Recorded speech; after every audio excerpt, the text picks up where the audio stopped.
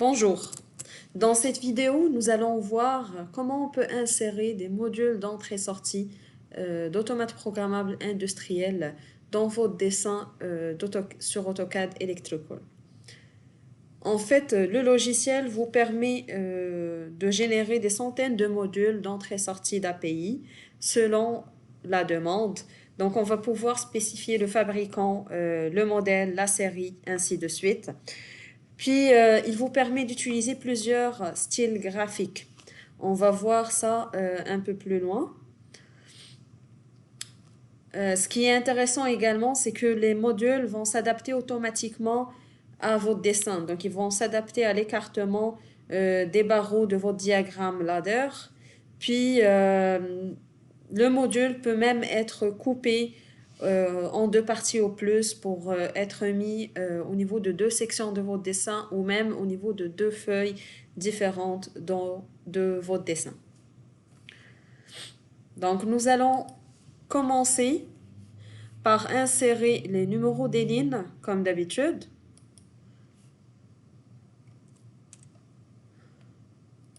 Je vais essayer de faire deux sections. Donc, je vais utiliser une largeur de 10, un espacement de 0,75 comme d'habitude, une première référence de 100 et un indice de 10. Donc, aucun bus. OK.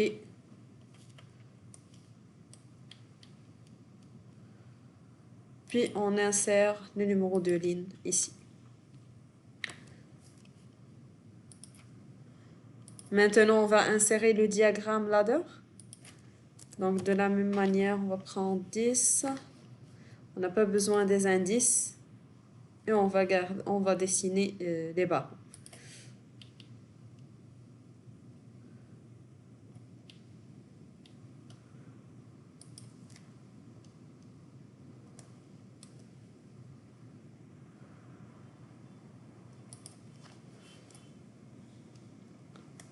On va faire la même chose au niveau de la deuxième section.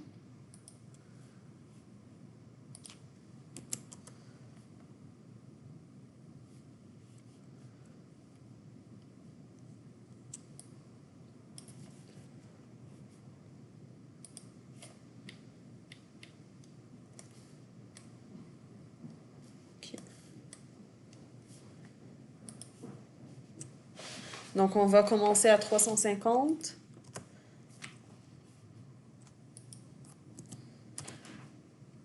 Aucun bus.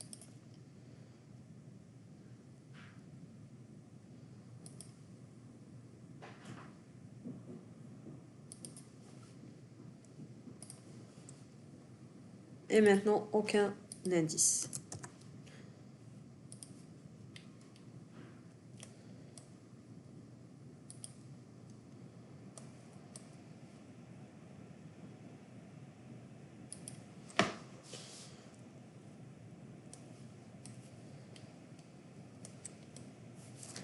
Maintenant, nous allons insérer notre module. On va commencer avec les modules d'entrée.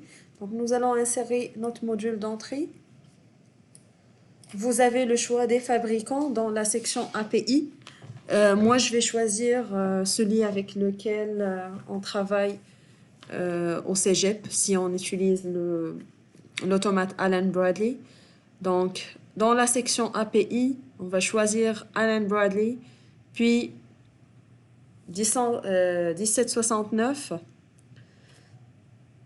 Je veux insérer un module d'entrée tout ou rien.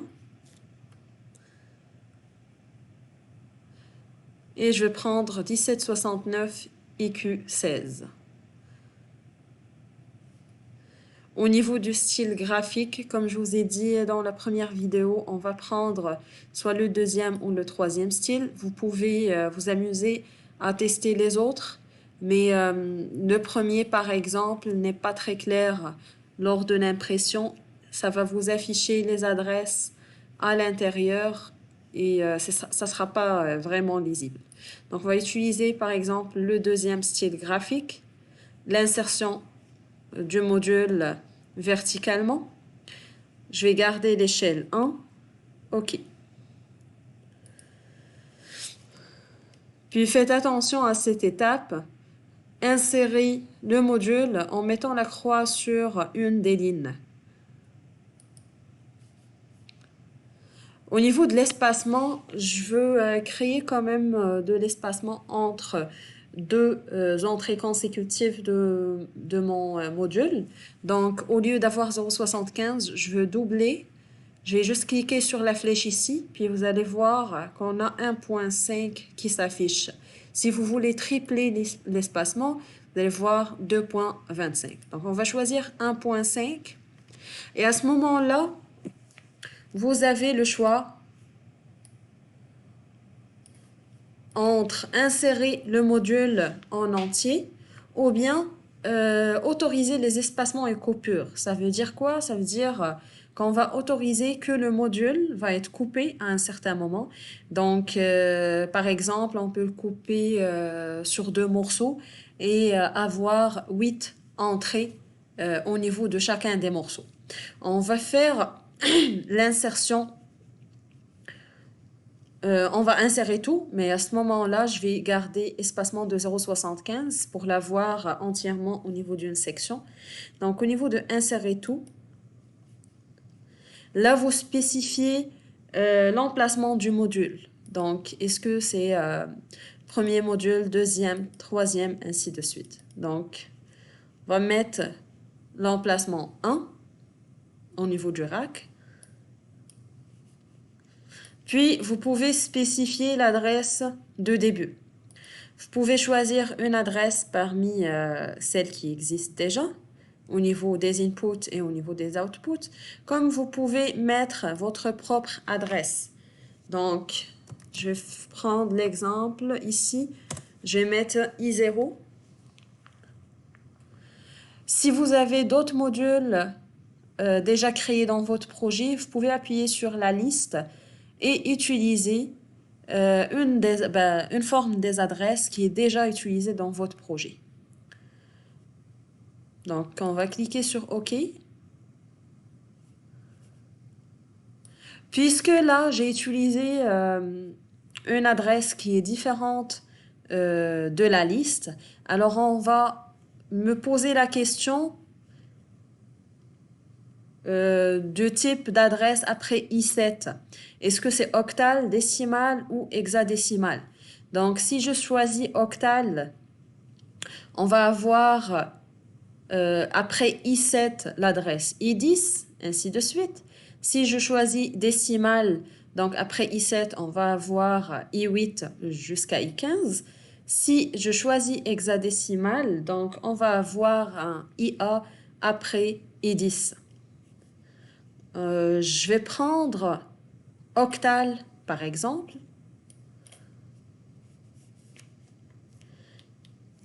Et on va regarder ce qui se passe sur le dessin. Donc déjà, toutes les liaisons avec le réseau sont faites, donc avec l'alimentation sont faites. N'oubliez pas que là, j'ai utilisé un espacement 0,75. Donc, vous voyez que chaque ligne de votre diagramme ladder ou bien chaque barreau est lié à une entrée. Au niveau des adresses, on voit bien les adresses qu'on a spécifiées, donc I0, I1, I2, ainsi de suite. Au niveau du module, donc on voit bien le numéro qu'on a spécifié, module 1. Si vous aviez tapé, par exemple, tout ou rien, vous allez voir ici module tout ou rien. Le commun est lié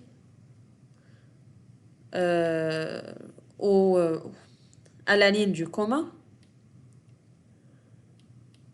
Et ce qui m'intéresse de voir, c'est l'adresse après I7.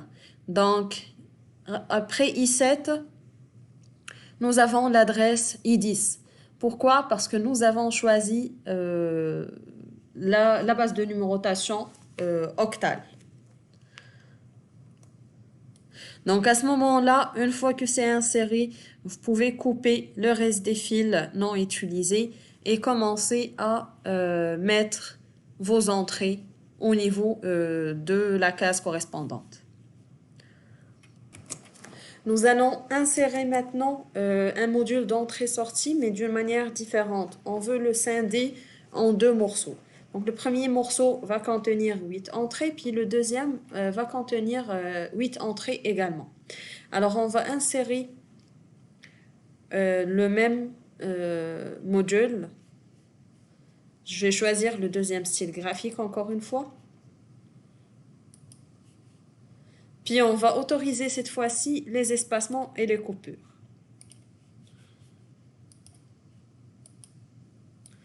OK. Module 1. On va choisir parmi la liste proposée. Alors, je vais prendre le premier. Ça veut dire quoi cette notation? Alors, le I pour input, le 01 pour le numéro du module ou l'emplacement du module. 00, c'est la première adresse. Donc, OK.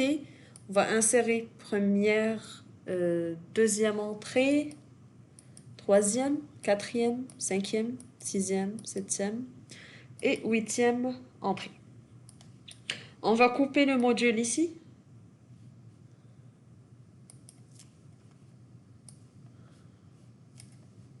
Et on va autoriser encore une fois les espacements et les coupures. Mais cette fois, je ne veux pas le faire pour couper le module, mais je veux surtout insérer un espacement entre deux entrées consécutives. Donc, je vais insérer. Et par exemple, ici, on va ajouter un espacement, puis je vais continuer l'insertion. On choisit la base de numérotation, je vais prendre décimale. Donc, regardez ce qui se passe ici.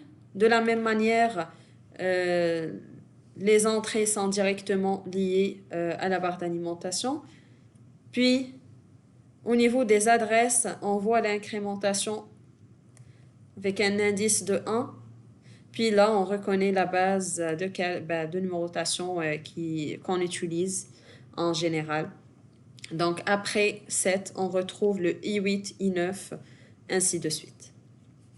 Au niveau de l'espacement inséré, regardez, là, il n'y a aucune entrée au niveau de notre module. Donc, lui, par exemple, je peux le couper et je l'ai fait juste pour créer un espacement entre deux modules consécutifs.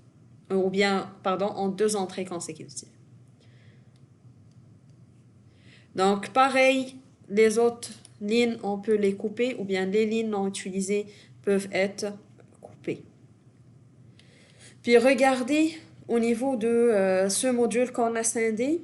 Donc, à la fin de la première partie, vous avez le marquage suivant pour dire que c'est juste un morceau du module.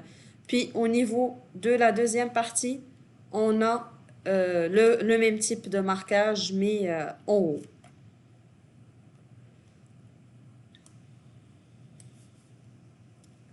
Donc, une fois que c'est fait, vous pouvez commencer à insérer vos capteurs ainsi que vos boutons à ce niveau-là.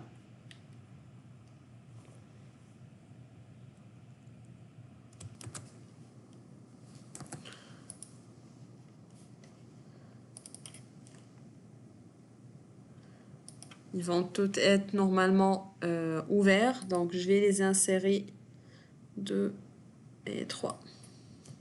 Entrée. Oui.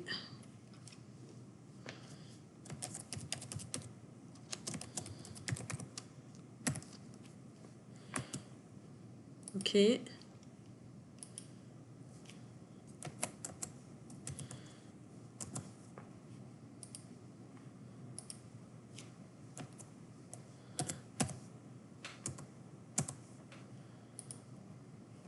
OK. Pour ceux-là, ici, on va les garder comme réserve. Donc, je vais les laisser à la fin. Pour la deuxième partie du module, on va insérer également d'autres entrées. On va ajouter un commutateur lumineux. Ici.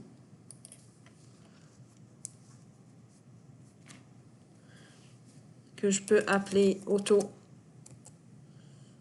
manuel.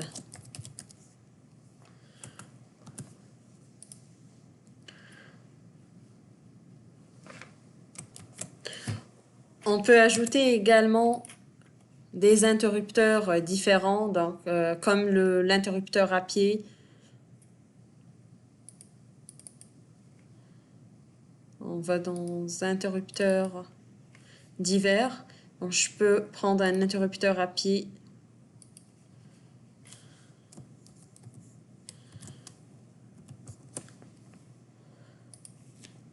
Ou bien des interrupteurs des contacts de proximité.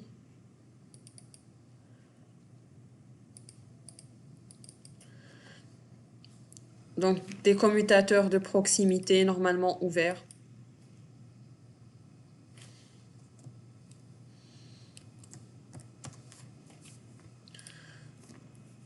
Ainsi de suite. Par la suite, on peut ajouter des bornes au niveau de tous les modules, au niveau de toutes les entrées. Donc, avant d'aller là, on va faire une insertion multiple. Puis, on va choisir les bornes. Donc, au niveau de bornes, on va prendre celui avec le numéro de la borne. Et on va insérer du début jusqu'à la fin. Entrée. OK.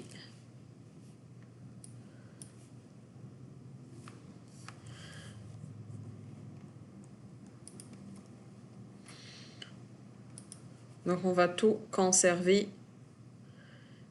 Et je ne veux pas afficher la boîte d'édition.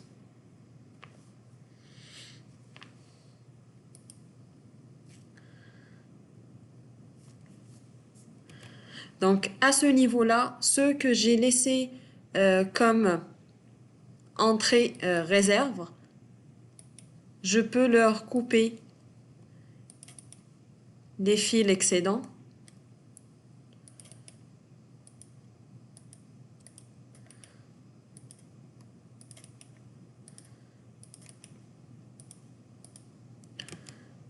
Et comme ça, si vous avez placé un capteur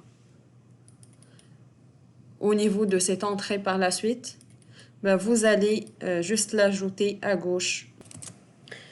Un ajout avant de passer au module de sortie, c'est si on veut ajouter les indications ou bien des descriptifs au niveau de chaque ligne d'entrée. Donc, comment on peut faire ça? On va double-cliquer sur le module.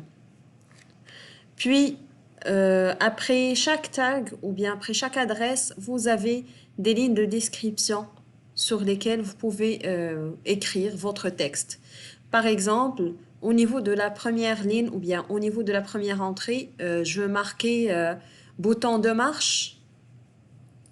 Donc, je vais sélectionner la ligne et je vais mettre la valeur. Donc, je peux l'écrire entièrement ici. Et vous voyez en même temps l'actualisation. Sinon, ce que je peux faire, c'est mettre bouton 2. Puis au niveau de la deuxième ligne, je vais marquer marche. Comme ça, on aura au niveau de la première entrée, bouton de marche. Pour mettre bouton d'arrêt au niveau de la deuxième entrée. Je vais faire pareil, mais on va aller chercher la deuxième adresse. Donc ici, on va sélectionner la ligne de description et on va marquer bouton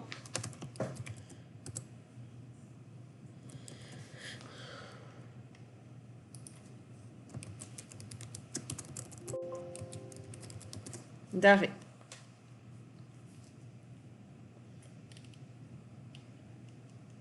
J'ai lâché le... Donc juste soyez sûr de l'écrire au niveau du bon champ. Bouton d'arrêt. Pour la limite switch, je vais faire pareil.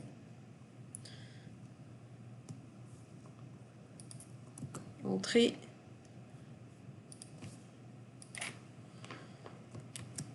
Par exemple, fin de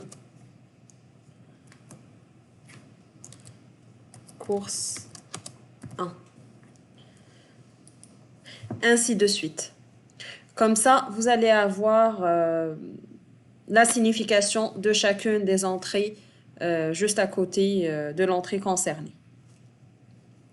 On peut passer maintenant au module ou bien à l'insertion du module de sortie. Donc pour cet effet, j'ai créé un fichier de dessin qui s'appelle sortie. On va commencer par insérer les numéros de ligne ainsi que les barreaux du diagramme ladder. Je vais le faire en deux sections, donc je choisis la largeur 10. Je vais commencer mes références à partir de 400 avec un pas de 1. Donc je vais le faire en deux sections et on se retrouve après. Une fois les barreaux ainsi que les numéros de ligne sont insérés, nous allons devoir insérer notre module de sortie. Donc toujours dans l'insertion d'API, cette fois-ci je vais choisir un module de sortie avec le même numéro de référence, donc Allen Bradley 1769, mais cette fois-ci ça va être Discrete Output. On va choisir le 1769 OW16. Le deuxième style graphique, insertion verticale et l'échelle 1. Les modules de sortie s'insèrent à gauche du dessin.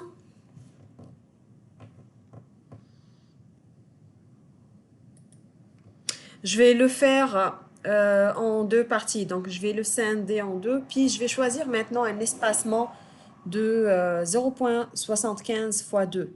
Donc juste cliquer sur la flèche ici et elle va modifier l'espacement.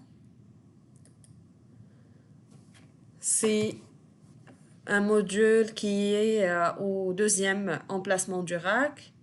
Donc position 2. On insère les autres points de sortie, puis je vais choisir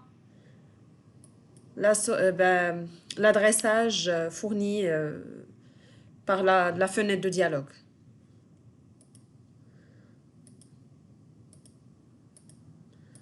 On répète l'opération jusqu'à 7.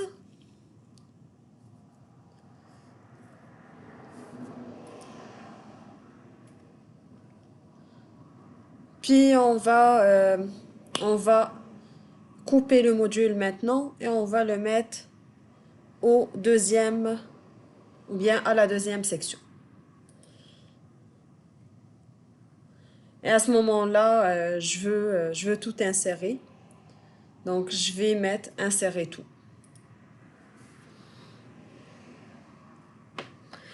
Je vais choisir la base de numérotation décimale. Donc, vous voyez bien que les adresses après 7 continuent de la même manière qu'on connaît là pour notre base de numérotation. Donc, on a 8, 9, 10, 11, ainsi de suite. À cette étape, je peux couper les fils non utilisés au niveau des deux sections. Donc, regardez bien qu'entre chaque sortie et la sortie suivante, on a une ligne qui n'est pas raccordée au module de sortie, mais parce qu'on a choisi l'espacement double, qui est 0,75 fois 2. Donc, on va couper les fils non utilisés.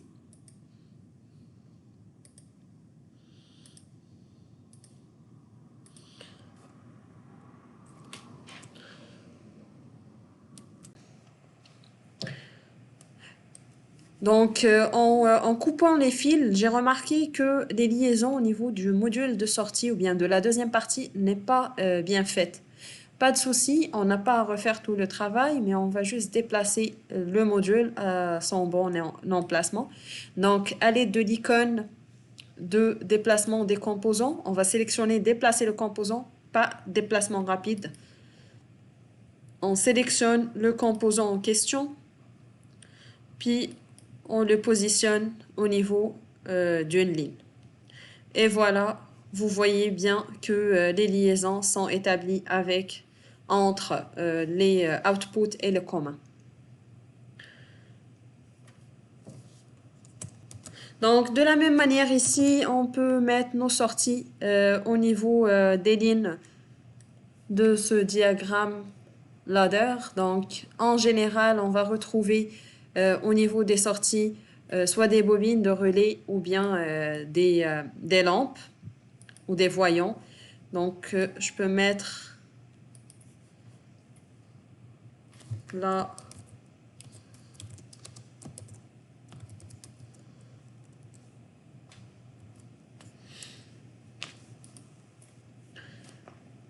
Puis, je peux insérer multiples voyants.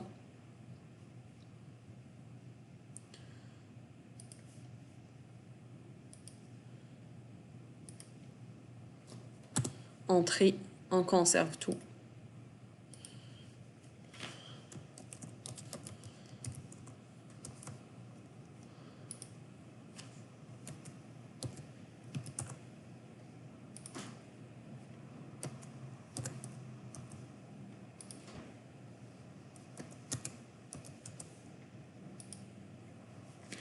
Et on peut mettre des sorties de réserve comme tout à l'heure, comme le travail qu'on a fait pour les entrées. Je vais insérer des relais de ce côté, mais faites attention, ça ne va pas être des relais de moteur. C'est des bobines de relais.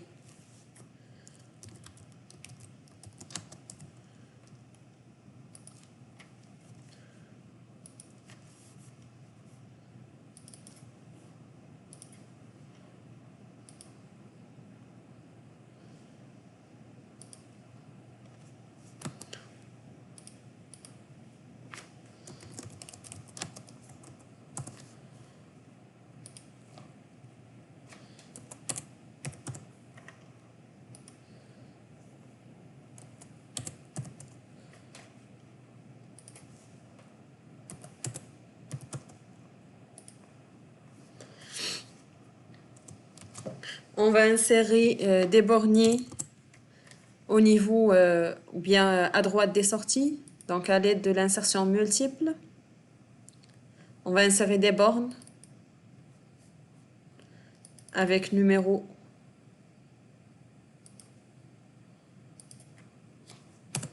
et entrée. On conserve le tout. Je vais commencer la numérotation à partir de 10.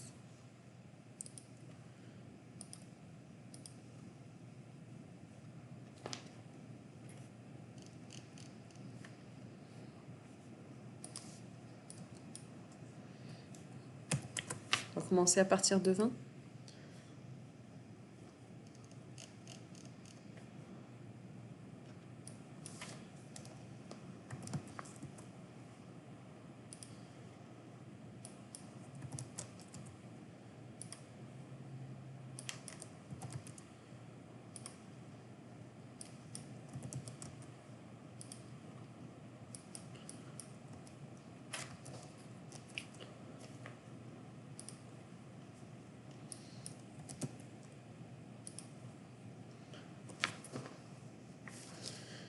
Et de la même manière, on coupe l'excédent. Et comme ça, on a 3 sorties de réserve ici. On peut faire le même travail de l'autre côté. Ce qu'on peut faire à ce niveau et qui sera intéressant, c'est de déplacer les attributs à la droite du commun. Donc, si vous vous rappelez, on va sélectionner l'élément ou le composant, clic droit, attribut, déplacer l'attribut. On sélectionne l'attribut, entrée. Regardez avec moi au niveau de la barre de commande. Donc, on sélectionne le point de base et le point de destination.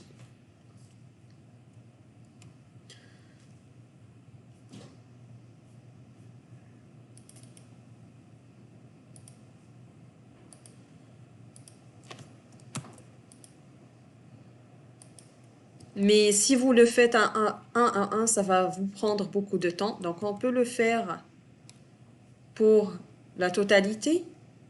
On va sélectionner ici, déplacer l'attribut.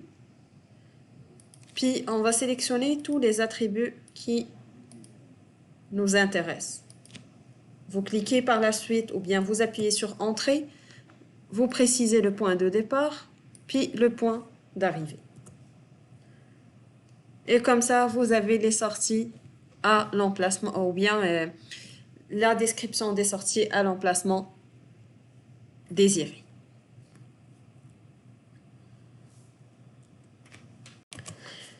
Après cette vidéo, vous devez être capable maintenant d'insérer les modules d'entrée-sortie des API au niveau de vos dessins et de leur lier les capteurs ou bien les entrées et sorties concernées.